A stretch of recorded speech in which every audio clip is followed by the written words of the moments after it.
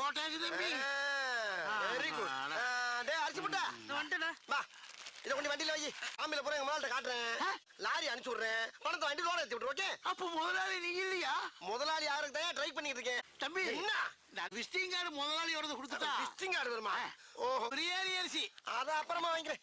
இந்த கார்டை பத்திரமா வச்சுட்டு அப்பப்போ உங்களுக்கே போன் பண்ணிக்கங்க. பையன் நல்ல வயலா தான் இருப்பான் போல இருக்கு. நம்ம காடு அடிய போட்டாங்க. அட வாங்கண்ணே. என்னண்ணே வேணும்? ஒரு 250 மூட்டை அரிசி வேணும். 250 மூட்டையா? அடுத்த மாசம். அடுத்த மாசம்? ஆமாண்ணே. இப்ப எல்லா அரிசிலையும் ஒவ்வொரு கிலோ சாம்பிள் வேணுண்ணே.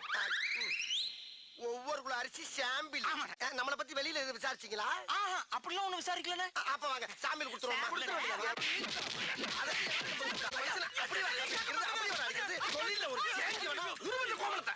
சாதாரண மந்திரத்துக்கு வரலடா. 5 வயசுல இருந்து அவன் அடி வாங்கி மிதி வாங்கி கடி வாங்கி பாமஸ்களை வெரைட்டியா கொடுத்து வின் பண்ணி வந்திருக்கேன்டா.